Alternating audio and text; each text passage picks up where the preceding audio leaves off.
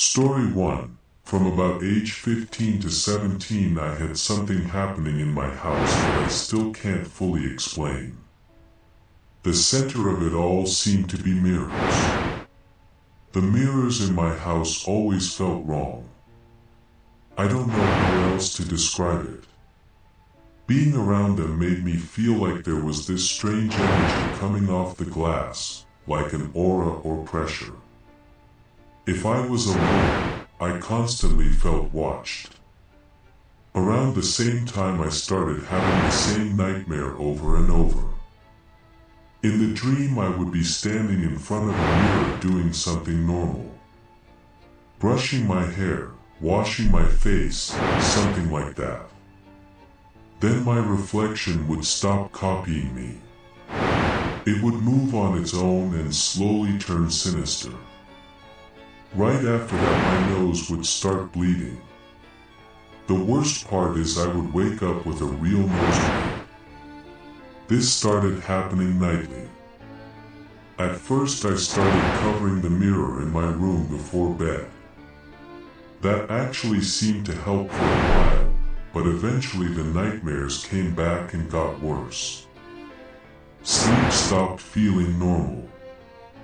I could sleep for hours and still wake up exhausted. Sometimes I'd wake up in the middle of the night needing to use the bathroom, but I hated leaving my room because there was a mirror in the bathroom and another one at the end of the hallway. Every time I forced myself to walk past them, when the dream stopped, and I was forced to get up or pee my pants, it was around 3 a.m. And multiple times my nose started bleeding right after passing those mirrors, if I failed to wake up with one. I know how that sounds, but living through it was terrifying. One night I got desperate and started reading Bible verses with a candle lit. While I was reading, the lights in the house started flickering. Then I heard loud banging on the back door like someone was trying to break in. I also saw what looked like a human shadow on the wall. I put the candle down to go check the door. As soon as I stepped out of my room, the glass candle holder exploded. Other weird things started happening too. I watched a cup slide off my kitchen counter by itself once. My dog would randomly growl at empty parts of the room and refuse to sleep alone. A few times I went to bed with the lights off and woke up with them on. Most nights I was alone there. My dad worked out of Province, so I was staying at his place taking care of our dog. My grandparents lived next door, but the house itself was usually just me. And it got to the point where the haunting and dreams followed me when I'd leave the house. A friend of mine who said she practiced witchcraft came over to see if she could sense anything. Mirrors are portals. She lit a candle, turned the lights off, and started placing her hand on different mirrors. When we tried the mirror in my dad's bathroom, the candle flame suddenly went out. That freaked us out, but we kept going. Later we checked the dresser mirror in my dad's bedroom. Nothing happened at first, so we left to grab food. When we came back there was a dark handprint inside the mirror. It looked like it was behind the glass and wouldn't wipe off. In my room the mirror on my vanity ended up with 3 scratch marks across it. My friend also said the mirror in my sister's room felt like it had a black shapeless figure lurking. I had always gotten bad vibes from those mirrors even before all this started. The worst nightmare happened near the end of all of this. In the dream, a see-through figure stepped out of my bedroom mirror and touched my leg.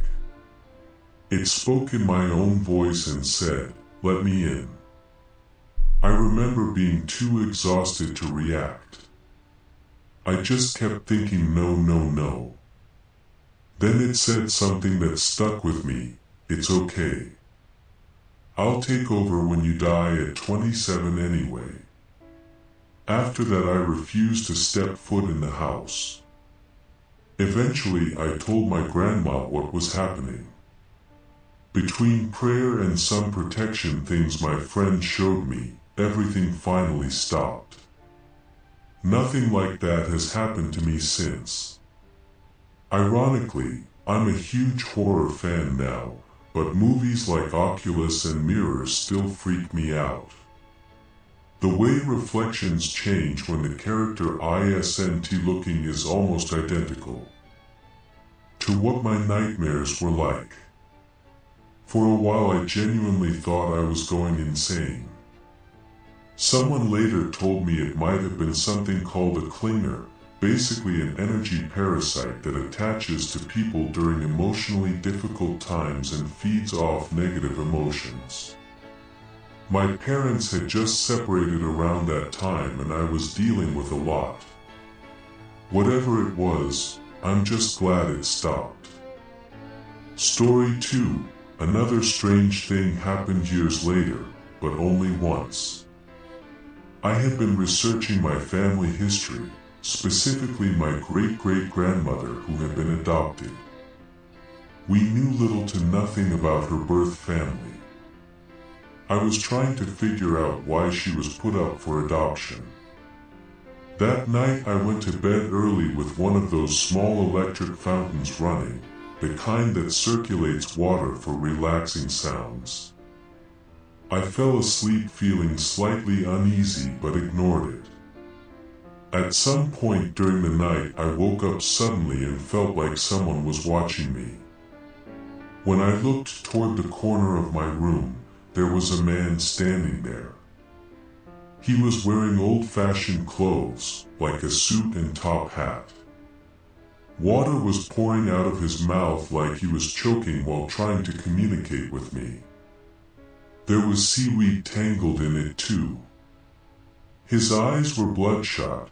He reached towards me, confused, but started choking too aggressively on the water and seaweed, and his eyes rolled back. There was a blue color to his lips and skin. The weird part is I wasn't completely terrified. I was definitely disturbed, but there was also this strange calm feeling. I was extremely tired and my eyelids felt heavy, so eventually after creating a blanket barrier, I just drifted back to sleep. When I woke up in the morning, the fountain had turned off. And in the corner of the room, exactly where the man had been standing, there was a puddle of water on the floor that made me stop where I was and realize it wasn't a dream. Later that day, while researching more about my family, I found the reason my great-great-grandmother was put up for adoption. Her father passed away, and her mother couldn't handle the financial burden of children. He died in a shipwreck. He drowned,